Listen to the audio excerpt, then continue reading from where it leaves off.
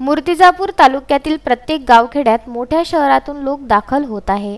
त्यामुळे ग्रामीण भागातही संसर्ग वाढण्याची शक्यता नाकारता येत नाही। या प्रवासी नागरिकांवर कटाक्षाने बारीक लक्ष ठेवून त्यांची दर 2 दिवसांनी तपासणी करा। कोरोना व्यतिरिक्त भविष्यात साथीच्या रोगाचेही संकट येण्याची शक्यतेचा वेध घेऊन त्यांची इतरत्र व्यवस्था करा। कोरोना प्रकरणी दिरंगाई करणाऱ्या कामचुकार अधिकारी तसेच कर्मचाऱ्यांची हयगय करण्यात येणार नसल्याचा गंभीर इशारा अकोला जिल्ह्याचे पालकमंत्री बच्चू कडू यांनी मूर्तिजापूर येथील नगर परिषद सभागृहात घेण्यात आलेल्या पत्रकार परिषदेत उपस्थित अधिकाऱ्यांना दिला। आपण कोणावर आरोप करणं त्याच्यावर अशा प्रकारचं वाक्य करणं मूर्खपणाचं लक्षण तर मी तिथं फोन केला असेल आणि माझ्याकडे बॉडी दिल्या गेली असेल सिद्ध केलं असेल तर मी पालकमंत्र्याचा राजीनामा देतो। पण जर ते सिद्ध होत नसेल तर तुम्ही तरी राजीनामा द्या ना।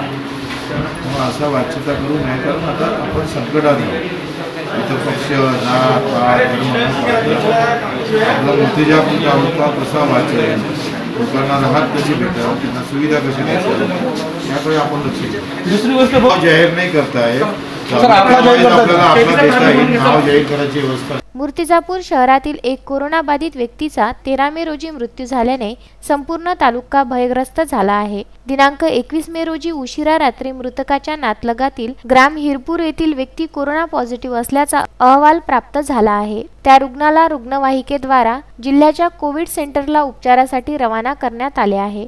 पहिल्या मृतकाच्या अंत्ययात्रेत मर्यादेपेक्षा कसे लोक जमा झाले असा खडा सवाल उपस्थित अधिकाऱ्यांना विचारत भविष्यात अशा घटनांची पुनरावृत्ती होणार नाही याची तमा बाळगण्याची सूचना करण्यात आली। ग्रामीण भागात क्वारंटाईन असलेल्या लोकांची व्यवस्था होत नसल्याचं वारंवार तक्रारी येत असल्याचं सांगून त्या गावात असलेल्या नोडल अधिकाऱ्यांना सक्त ताकीद देण्याच्या सूचना करून प्रत्येक क्वारंटाईन केंद्रावर तहसीलदार आणि गटविकास अधिकाऱ्यांनी घटनास्थळी जाऊन पाहणी करून त्याची माहिती देण्यात यावी अशा सूचना स्थानिक प्रशासनाला दिल्या आहेत। या प्रसंगी तालुक्यात आतापर्यंत 5075 लोक दाखल झाले आहेत। क्वारंटाईन करण्यात आलेल्या 62 अहवालापैकी सर्व 49 अहवाल निगेटिव्ह आले आहे। यामध्ये कुरुम गावातील अहवाल सुद्धा निगेटिव्ह आले आहे। त्यामध्ये मैताच्या कुटुंबातील काही व्यक्तींचा समावेश आहे। आज सर्व निगेटिव्ह आलेल्या व्यक्तींचे 23 मे रोजी पुन्हा स्वॅब घेऊन तपासणीसाठी पाठविण्यात येणार असल्याची माहिती उपविभागीय अधिकारी अभयसिंग मोहिते यांनी दिली। बाळासाहेब गणोरकर, विदर्भ न्यूज, मूर्तिजापूर।